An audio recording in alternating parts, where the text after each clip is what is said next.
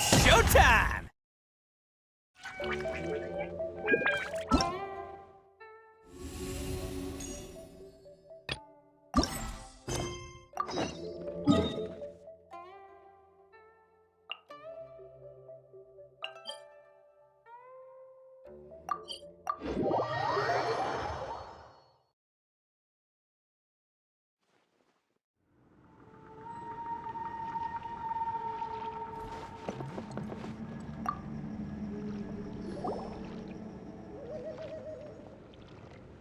Greetings again, everyone. See, Lily, you're here!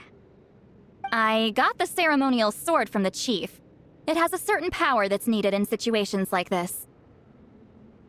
You haven't forgotten what we're doing today, right? Of course not! We're gonna wake Leela up, and then ask him just what the heck he was playing at. And I've prepared the rest of the tools for the ceremony per Granny's instructions. We've dotted all our I's and crossed all our T's, so today should go off without a hitch. Good work, kiddo.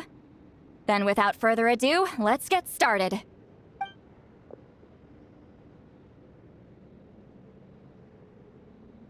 I give offerings from the mystic smoke, the gift of stars on a moonless night, a wreath of dreams in the swirling wind.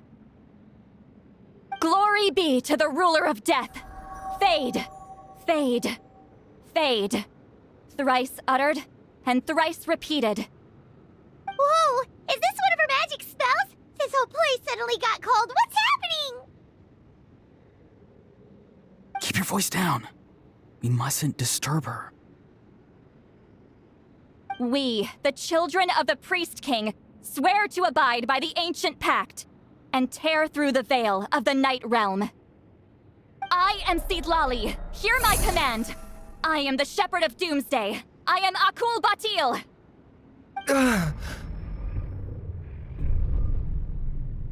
Oh, look! Leela's spirit is back. It's coming towards his body. I shall pierce the cloak of night with flintstone and banish all souls that do not belong to the land of the dead. Leela, obey my command and return to the land where the sun shines. Return to your own path. Did it work? Huh? Where am I, and who are you?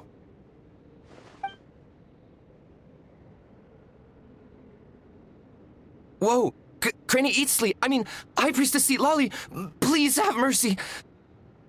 Aw, guilty conscience, huh? So, you know full well what you've done. Do you have any idea how close you were to never making it back? Or maybe you thought life would be more fun as an inanimate object. I'm sorry, I messed up, and I'll face the consequences. Oh, you sure about that? Then say goodbye to your parents. Tell them this. Goodbye, Mom and Dad. I've realized I enjoy life as an empty shell so much that I've decided to get Granny Eatsley to turn me into a stone statue, so I can stand guard over her house for the next 100 years. No, please! Please don't, I'm begging you. I'll never do this again, I promise. Thank you, High Priestess Lolly. Thank you for rescuing me. Don't thank me. Thank my grandson. If he hadn't sensed something was amiss, I wouldn't have bothered getting involved. You're more than welcome, Leela. And don't mind Granny. She's all bark and no bite. We're just glad that you're okay. Besides, someone tricked you into doing this, didn't they? That Kokchu guy. He's the real culprit here. No, Mr. Kokuchu had nothing to do with it. It was all my doing. Huh? Well, he suggested the method of using a powerful spirit relic as a medium, but it was my decision to go through with it. I wasn't coerced or anything. I'm sorry. I'm the one to blame. The brainwashing is strong with this one. So did Kokuchu provide the relic? He did. He said it was a treasure related to the Mare Javari. Right, so that proves it. He was using you. He coaxed you into doing the clairvoyance for him. But I'm a spirit duffer who can't cast a single spell. What use would I be to him? Guys like me couldn't sense a spirit even if we spent the rest of our lives sitting and meditating. but Mr. Kokachu said that if I brute force the spell and immerse myself in a spiritually rich substance, I might be able to catch a glimpse of one. It seems like my only option. Still, brute forcing a spell when you're a spirit duffer is like forcing yourself to run a marathon without any legs. If it wasn't for Citlali, you'd have been lost forever. I know, I'm sorry. It's just... everyone in this tribe is so amazingly talented, and then there's me. I just didn't want to be the odd one out anymore. I totally understand how you feel, Leela. Some seeds effortlessly grow into beautiful cabbages, while others struggle with all their might and never even sprout. Who knows why this is the way things are? Maybe that's just life. Life is full of things we can't change. I know saying this doesn't change anything either, but I hope it makes you feel a little better. Let's pause this discussion for now. We need to get you to Matla's for a checkup.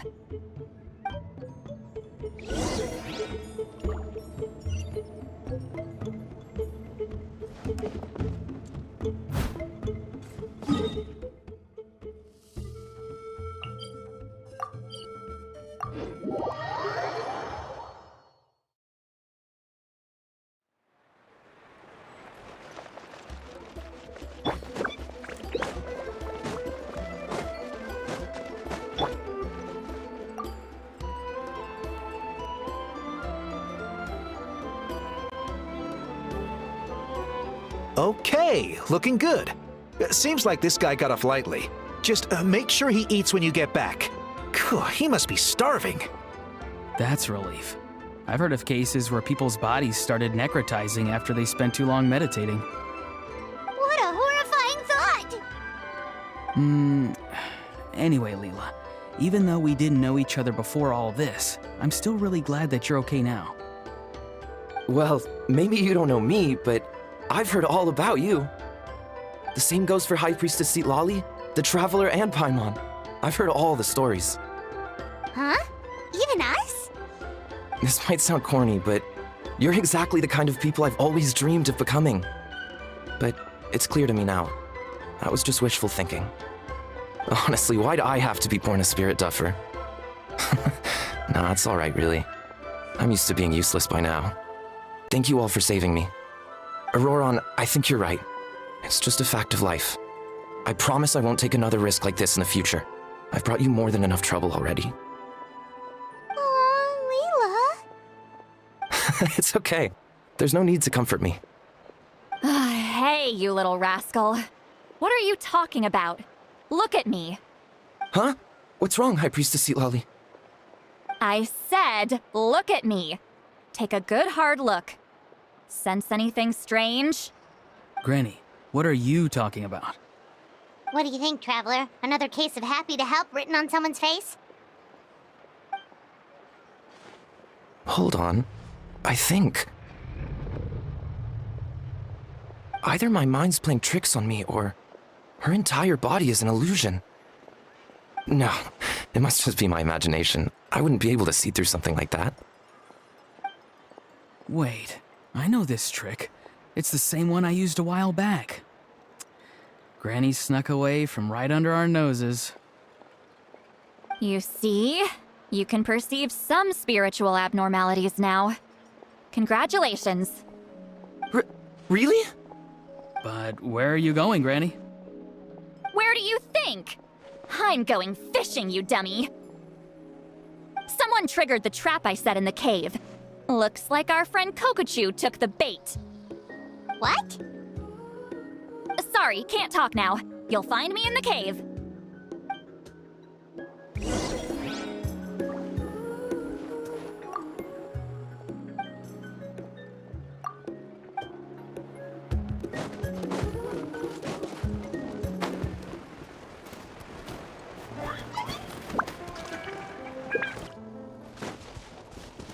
Someone needs assistance.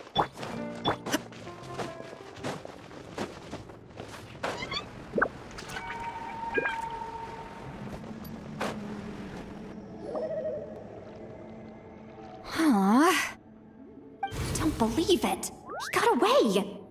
Oh, this is terrible. Why'd I have to go and act so cocky about it? I'm gonna look like such a fool.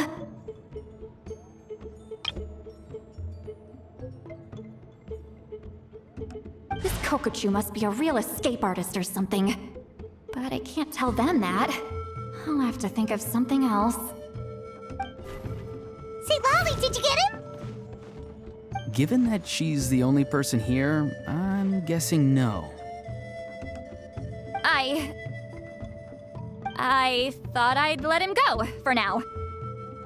But I left a mark on him, so if he comes around here again, I'll be able to track his every move. Oh, so Granny had only pretended to leave the cave, when in fact she'd set up a whole trap for him and was lying in wait. Ah, so just like how you caught Auroron! But how did you know Kokochu would come here? Because I planted the bait here. The Mare Javari map and the bow shard. Left them both on the table. I had a feeling those were what he was truly after. And sure enough, my trap was triggered just moments after we left.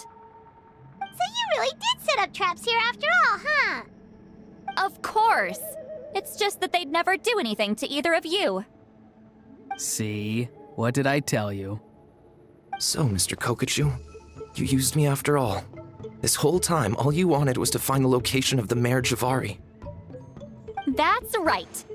I've been wondering about the shard he left ever since I came across it. Why did he leave it there? The moment I confirmed the Mare Javari's location, that's when I realized it was bait. He was counting on Leela's spirit getting lost and the tribe coming to his rescue. Then, by helping Leela, we'd be helping him. Oh, so he was fishing too! It was all a ploy to lure in an actual clairvoyant who could look into the shard for him. Yep. And somebody fell for it, hook, line, and sinker. I'm sorry. I took the bait. But so did Granny. The nerve! I only got involved because of you, you little scamp! Either way, Kokochu played us like a fiddle. Huh. He managed to accomplish his goals without taking any of the risk himself. Pretty sneaky. You could say that again. Imagine if he tried to approach Seat Lolly directly. She'd have seen through it right away. Although, actually, Seat Lolly, why did you let him go? Because I couldn't risk using my full abilities here. He was a pretty slippery character, and if I'd kept him here by force, there could have been unintended consequences. Was it my fault for picking a bad place? I'm sorry. I went looking for somewhere with a wealth of spiritual energy when I first decided to help Leela, and ended up choosing this mad sage's hideout. Mad Sage? Yeah, he's napping right behind that wall. We'd have a whole new situation on our hands if we woke him up. That's why I decided against using my full abilities. I do have some good news, though. I snatched the shard and map back before he bolted, so I may have restrained myself, but I certainly didn't let him walk all over me. That's great! So he left empty-handed! Yes, sort of. The bad news is he did get a look at the map before he left. Not that the Mare Javari's last known location is a huge secret, but still. Yeah, that's kind of worrying. What if he's got some sort of diabolical plan? Don't worry. I'll keep tracking him. Also, Leela, if it's all the same to you, I'd like to give the shard and map to the Traveler as a gift. They might prove useful at some point in his journey. Absolutely. That's completely fine. The Traveler deserves it. None of us are interested in them. And if there's any chance of them leading you to the Mare Javari, I'm sure an adventurer like you wouldn't want to pass on that opportunity. Granny Eatsley has a sense for these things. So, Granny Eatsley? Do you think I'm still a spirit duffer? What kind of a dumb question is that? You saw through my illusion, didn't you? I mean, that's partly because I deliberately made it imperfect, but even then, a spirit duffer wouldn't be able to see through that. Auroron, give this guy some lessons when you've got the time. Leela, put in the work, and we'll see how far you get. Amazing. Life is so full of surprises. As long as you keep moving forward, you might just run into some fertilizer in the middle of the road. I'm so happy for you, Leela. Let's both give this our best shot, and who knows? We might both be beautiful cabbages one day.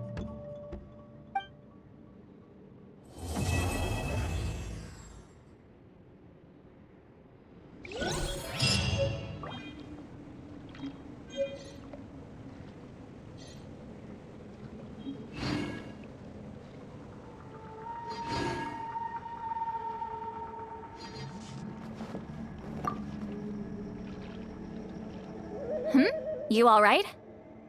I have to return the ceremonial sword to the chief shortly, but I'll leave everything else in the camp as is for now. Feel free to make use of it. Huh? Huh? What is this? What's going on? How did he know I like those books? Has he been trying to find out what I'm into? No, that's ridiculous. Don't be silly. I bet Auroron sold me out. A little scamp.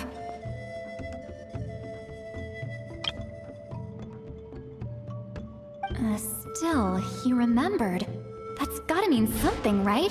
Why make a note of some mundane detail like that? Focus! He asked me a question. How do I respond?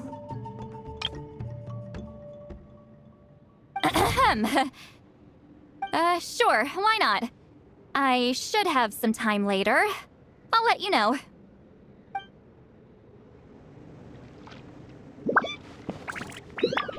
Thank you for everything. This would have been so much harder without you. These are for you. They're all homegrown. I hope you like them.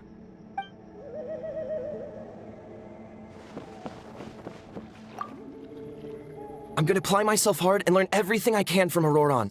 He'll make a cabbage out of me yet. Although, to be honest, I'd rather become a carrot. More nutritious, you know?